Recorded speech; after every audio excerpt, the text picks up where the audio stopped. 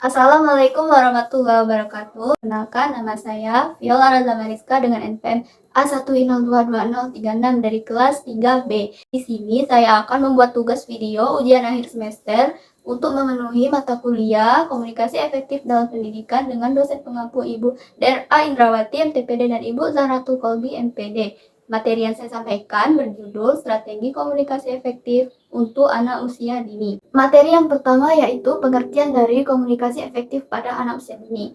Komunikasi efektif pada anak usia dini adalah suatu proses penyampaian pesan yang disampaikan dari komunikator kepada komunikan.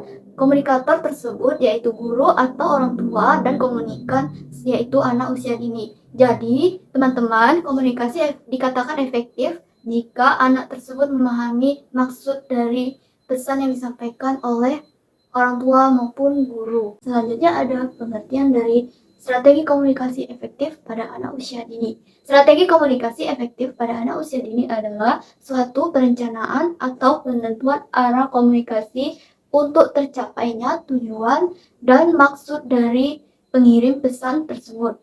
Jadi, untuk berkomunikasi agar efektif, maka orang tua atau guru harus menentukan strategi atau perencanaannya agar tujuan tersebut dipahami oleh anak usia dini. Baiklah teman-teman, materi selanjutnya yaitu strategi komunikasi efektif pada anak usia dini. Nah, beberapa strateginya yaitu yang pertama ada berkomunikasi dengan dukungan atau penuh penerimaan, di mana kita sebagai pendengar guru maupun orang tua mendengarkan anak tersebut bercerita dengan apa adanya dan menerima sepenuhnya. Nah, yang kedua, gunakan pintu pembuka. Berbicara kepada anak untuk membuka, mendorong apa yang dirasakannya, yang ada di pikirannya, agar anak tersebut berani mengekspresikan dirinya. Nah, yang ketiga, mendengarkan dengan penuh perhatian. Kita sebagai calon pendidik dan juga orang tua mendengarkan anak dengan penuh perhatian dengan cara tidak memotong pembicaraannya dan juga mendengarkannya hingga selesai pembicaraannya baru kita memberikan saran atau masukan. Nah, yang keempat, gunakan pernyataan kamu untuk merefleksikan ide dan perasaan anak. Kata kamu menggambarkan perasaan anak dan mendorong untuk mengekspresikan pikirannya. Ketika anak tidak enak atau perasaannya senang, sedih, marah, dan lain sebagainya. 5. Hilangkan kata jangan atau tidak. Kata jangan atau tidak tersebut bisa diganti dengan kalimat atau kata sebaiknya dan juga lain sebagainya. Nah, yang keenam, menggunakan kata-kata saya untuk mengekspresikan atau mengutarakan pikiran kita sebagai guru maupun pendidik. Nah, pernyataan saya merupakan pernyataan fakta sehingga ketika kita menasihati atau memarahi anak tersebut, anak memahami maksud bahwa kita itu sedang marah dan juga memberi masukan demi kebaikan anak tersebut. Nah, yang ketujuh, berkomunikasi dengan pandangan mata yang sejajar dengan menundukkan badan sedikit atau sama-sama duduk agar anak memperhatikan dan juga kita mendengarkan apa yang dirasakan anak dengan jelas dan tidak terhalang.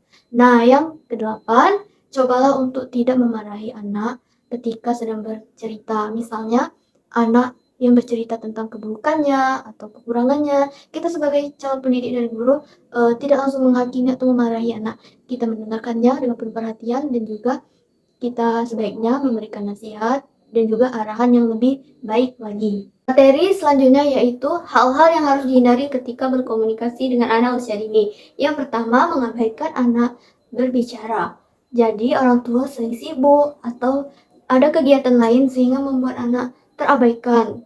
Bisa saja orang tua tersebut tidak mood atau sedang bosan. Misalnya ketika anak ingin berbicara, orang tua mengabaikannya, maka anak tersebut akan mengalami atau merasakan tidak dihargai, tidak didengar, dan juga tidak diperhatikan. Jadi keberadaannya itu tidak penting baginya. Selanjutnya yaitu menggunakan kata-kata pengucapan yang salah atau menggunakan kata kekanak-kanakan. Contohnya, kata panas diganti nanas, kata sakit diganti atit. Jadi, anak usia dini tersebut penggunaan bahasanya belum sempurna. Jika mereka mendengarkan kata-kata yang salah, bisa saja ia menerapkannya hingga dewasa nanti. Yang ketiga yaitu mengancam anak atau menakut-nakuti anak. Misalnya, orang tua yang menakut-nakuti anak dengan kalimat yang seperti, "Ayo habiskan makanannya, nanti kalau tidak habis, kamu tidur di luar saja." Maka anak tersebut akan merasa trauma dan juga takut. Jadi ia harus mengerjakan sesuatu tersebut dengan terpaksa. Selanjutnya ada komunikasi yang disarankan kepada guru atau orang tua agar efektif untuk anak usia dini. Nah, yang pertama ada gunakan kalimat yang positif. Misalnya, ketika anak sedang berlari atau bermain di tempat yang berbahaya dan licin, orang tua dapat menegur dengan kata-kata yang awalnya menggunakan kalimat, jangan lari-lari, dapat diganti dengan kalimat, nah, jalannya pelan-pelan saja ya, nanti jatuh dan sakit. Yang kedua, tunjukkan mimik muka yang positif, seperti tersenyum saat mengajak anak berbicara dan juga menyentuh dan membelai kepalanya ketika berbicara. Nah, yang ketiga, gunakan kalimat yang mudah dipahami dan dimengerti oleh anak usia dini. Misalnya, menggunakan kalimat-kalimat yang tidak bertele-tele dan juga tidak berulang-ulang. Gunakan saja kalimat yang pendek dan sederhana. 4. Ada posisi tubuh sejajar dengan anak. Misalnya, menatap mata anak dengan sedikit membungkukkan badan atau kepalanya, karena umumnya orang dewasa lebih besar badannya dibandingkan dengan anak-anak, agar komunikasi tersebut terjalan secara fokus dan efektif. Yang kelima, ada ajukan pertanyaan terbuka untuk merangsang pikiran atau kemampuan anak berpikir. Misalnya, ketika anak pulang dari sekolah atau kegiatan lainnya, orang tua dapat menanyakan dengan kalimat sederhana seperti, "Nah, tadi diajak belajar apa sama bu guru di sekolah?" Nah, yang keenam, jadilah pendengar yang baik.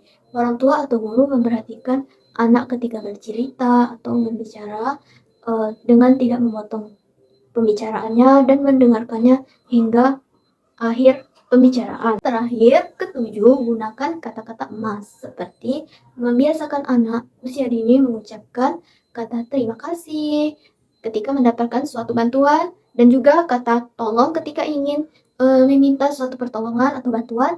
Uh, Merasa bersalah, anak tersebut diwajibkan untuk mengucapkan atau membiasakan mengucapkan maaf dan permisi. Selanjutnya yaitu pentingnya komunikasi efektif bagi anak usia dini. Jadi, yang pertama mampu mengembangkan kecerdasan bahasa anak. Jika orang tua atau guru yang sering mengajak anak berbicara, anak akan terangsang bagaimana ia berbicara di sekitarnya yang awalnya hanya bisa mengucapkan 3 hingga 4 kata, maka akan berkembang menjadi 5 sampai 10 kata. Yang kedua, mampu belajar tentang pengetahuan di sekitarnya. Misalnya bagaimana cara mengucapkan permisi di depan orang banyak, dan juga yang lainnya. Yang ketiga, mampu membangun kecerdasan sosial emosional anak, di mana anak dapat mengungkapkan perasaannya ketika sedih, marah, kecewa, dan lain sebagainya. Keempat, mampu menjalin hubungan kekeluargaan, mengembangkan kepercayaan diri anak, di mana anak ketika diajak berkomunikasi dapat mengenal berbagai keluarganya, mulai dari ayah, ibu, saudara, maka anak tersebut lebih percaya diri dan mengetahui bagaimana cara berkomunikasi. Dan yang kelima, mampu meningkatkan kecerdasan berpikir anak untuk membedakan benar dan salah. Baiklah, yang terakhir yaitu kesimpulan.